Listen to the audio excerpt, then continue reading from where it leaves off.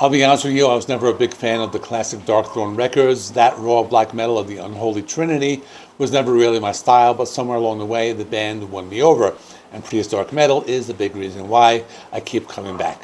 So Darkthrone are back with their 22nd studio album, and this Norwegian black metal institution is still doing whatever they want, blending black metal with thrash, doom, and classic heavy metal in ways nobody else would think to try. After 40 years as a band, do they still have something to say? Let's find out. Before we get into the new album, let me give you a quick rundown on Darkthrone because their history is genuinely fascinating and it's essential context for understanding what they're doing on prehistoric metal. The band formed back in 1986, which means this album is landing right at their 40th anniversary as a band. And they started out as a death metal outfit called Black Death. They released their debut studio album, Soulside Journey, in 1991, which was their only death metal record before making one of the most dramatic stylistic pivots in metal history. Influenced by Bathory and Celtic Frost, they transitioned hard into black metal and emerged as one of the defining forces of the Norwegian black metal scene. What followed were the three albums that cemented their legacy forever: A Blaze in the Northern Sky in 1992, Under a Funeral Moon in 1993, and A Transylvanian Hunger in 1994. Those three records are known collectively as the Unholy Trinity, and they are widely regarded as among the most influential black metal releases ever made. Raw, cold, stripped back, and absolutely uncompromising. Those albums set a template that an entire generation of bands has spent decades trying to replicate. Since guitarist Zephyrus departed in 1993, Darkthrone has operated as a duo, Fenris and Nocturno Culto, as they have continued to evolve in ways that have kept longtime fans guessing. Crust punk influences crept in during the mid-2000s. Doom metal became a bigger part of the picture in the 2010s. And more recently, they've been incorporating classic heavy metal and new wave of British heavy metal influences into their sound. This is a band that does not stand still, and prehistoric metal is the latest chapter in that ongoing evolution. Now, my personal connection with Darkthrone, I'll be upfront, the Unholy Trinity albums, as legendary as they are, were never really my entry point into the band. The raw black metal aesthetic of that era is not really my preferred style, but their later work is a different story. The first Darkthrone album I reviewed on this channel was Eternal Hails from 2021, which was a blackened doom metal record that I genuinely enjoyed. Since then, I've covered Astral Forces from 2022 and It Beckons Us All from 2024. So at this point, reviewing a new Darkthrone album has become something of a tradition on this channel, and this one absolutely deserves a standalone review. Prehistoric Metal was released May 8th, 2026 through Peaceful Records. It's their 22nd studio album, and it follows up 2024's It Beckons Us All. This time around, Darkthrone are taking their black metal foundation and fusing it with the sounds of the 70s and 80s. We're talking thrash, traditional heavy metal, doom, classic black metal, all thrown together in that raw, unpolished way that only this band can pull off. 8 songs, each in the 5 to 6 minute range, so let's get into them. One more thing before the track breakdown, the album cover, it's simple, just a photograph with the band's logo, no elaborate digital artwork, no AI generated imagery. In an era where a lot of metal bands are running prompts through Midjourney and calling it album art, there's something genuinely refreshing about Darkthrone, keeping it stripped back and honest. It suits them. But let me talk about the biggest strengths of the album. And I think its biggest strength is the variety within a very specific aesthetic framework.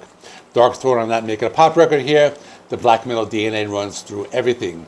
But within that framework, they cover a remarkable amount of stylistic ground. Thrash metal, doom metal, new wave of British heavy metal, crust punk, classic heavy metal, all of it shows up, all of it feels genuine rather than forced. This is not a band cynically borrowing from other styles for commercial appeal. This is a band that genuinely loves heavy metal in all its forms and can't keep letting it show. The guitar work throughout the album is a particular highlight. The riffs are varied and interesting, moving between thrashy aggression, doom metal heaviness, classic new wave of British heavy metal melodicism, and raw black metal chord progressions, sometimes within the same song. There are moments that sound like Judas Priest, moments that sound like Black Sabbath, moments that sound like Venom and Merciful Fate, all filtered through the unmistakable Darkthrone aesthetic. It's impressive writing. The album has a genuinely cold atmosphere quality that has always been central to what Darkthrone do best. Even on the thrashier tracks, there's a feeling of bleakness and tension underneath everything that keeps the record anchored in its black metal roots. The interludes and slower passages throughout the album are particularly effective at building that atmosphere, and Nocturno Culto's vocals remain instantly recognizable and completely distinctive. Whatever this band is doing musically, the moment you hear those vocals, you know exactly who you're listening to.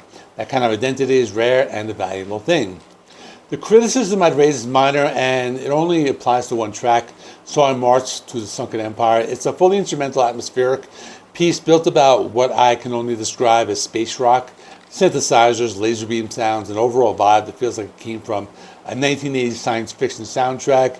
It's actually a pretty cool track taken on its own terms, but sitting in the middle of an album that's otherwise defined by cold, raw, retro black metal, it feels slightly out of place. And I know this band has done some sci-fi material. I'm just saying how it feels, because the tonal shift is kind of jarring in a way that the other stylistic transitions on the album are not. But that's genuinely my main complaint. Everything else on the record either works well or works very well. For a 22nd album from a band celebrating the 40th year, that's a remarkable hit rate. So let me walk you through all 8 tracks.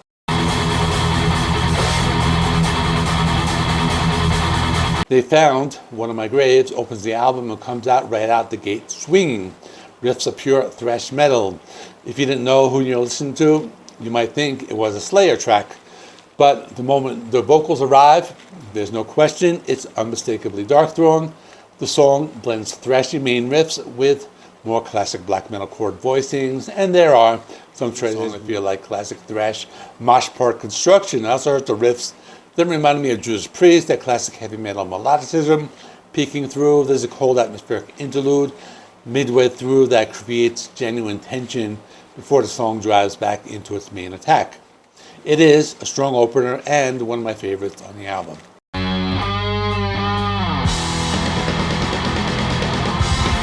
Prehistoric Metal, the title track, pulls closer to traditional black metal territory. The main riff features some interesting guitar string bends that give it a raw and slightly unhinged quality, and the pace picks up significantly. Faster drums, more blast beats, more of that classic black metal madness in the delivery. If the opening track introduced newcomers to what the band could do with thrash influences, this is a reminder that they haven't forgotten where they came from. The Unholy Trinity spirit is alive and well here. Towards the end, some traditional heavy metal riffs sneak back before the string bends return to close things out of what with that raw unpolished feel.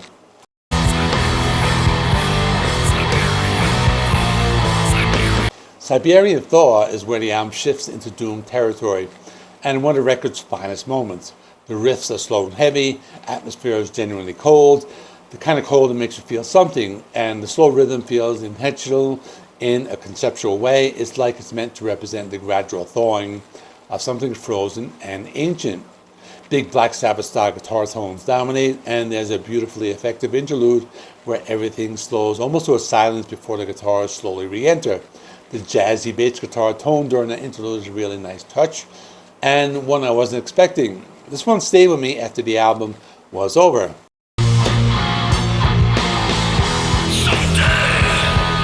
Deeply Rooted lives up to its title. It's deeply rooted in 1980s metal, with riffs that could not have sounded out of place on a new wave of British heavy metal record, filtered through Darkthrone's darker sensibility.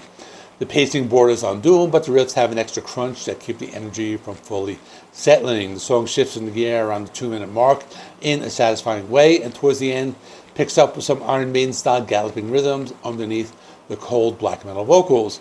That contrast between the classic melodic metal influences and the black metal delivery is one of the more interesting things on the album. The Dry Wells of Hell sounds like a classic first-wave black metal track, arpeggiated chords leading into fast, heavy riffs in a tradition of Venom and Merciful Fate, even as that raw, slightly loose sound has defined the early black metal aesthetic. There's some falsetto moments that remind me of King Diamond, which was unexpected and genuinely cool. Song moves between the fast, classic metal attack and some slower doom passages, and it works really well. It is also one of my favorites. So I Marched to the Sunken Empire is the instrumental I mentioned earlier, atmospheric, spacey, built around 80s synth. Sounds like what can be described as laser beam effects. As I said, it's pretty cool as a standalone piece, but tonally it sits a little awkwardly within the flow of the album. A minor issue, just doesn't derail the record, just slight detour. Eat, Eat, Eat Your Pride. It brings the heavy metal energy back, and then some tight, heavy riffs, black metal vocals, and genuine crust punk attitude running through the whole thing. There's a clean guitar interlude that adds post-punk flavor before the heavier tones return, and the overall vibe reminded me of black and speed metal bands like Hellripper and Midnight, a cool and energetic track that sits well in the back half of the album. Eon 4 closes things out, and for longtime Darkthrone fans, this one carries extra significance. Part of our running series, Eon 1 dates back to Soulside Journey in 1991, with Eon 2 and Eon 3 appearing on subsequent albums, but much later. But closing the 22nd album with the fourth installment of the series, it started on their debut as a nice piece of continuity of a band celebrating 40 years. Musically, as slow, doomy feel with tremolo pick black metal riffs, some classic proto-metal guitar work in the second half. It brings Black Sabbath to mind, but with a more tremolo and rawness, a fitting closer. So now for my final thoughts. Prehistoric Metal is another solid Darkthrone album that fits comfortably alongside their recent output. This band has been remarkably consistent over the last several years, and this record continues that run. Fenris and Nocturnal Culto are clearly still engaged, still creative, and still willing to follow their instincts wherever they lead, whether that's leading into thrash territory, doom territory, or a brief detour into the 80s science fiction synth territory. My favorite tracks are They Found One of My Graves, Siberian Thaw, The Dry Wells of Hell, and Deeply Rooted. The one track that didn't fully land for me in the context was Solar Mars to Sunken Empire. Cool idea, slightly awkward placement, and the title track, while solid, wasn't among my personal highlights either. But overall, it's a worthwhile addition to one of the longest and most interesting catalogs in all of heavy metal, or black metal, and specifically 40 years in, and Darkthrone is still doing exactly what they want. The kind of integrity is rare and deserves to be celebrated. So if you want to see the other Darkthrone reviews, I will stick them on the screen, and they will be appearing right now. Thanks for watching. If you like the video, it helps me with the YouTube algorithm, and please subscribe. If you're not already, I do rock and metal reviews, rankings, and more. Thanks for watching. See you in the next one.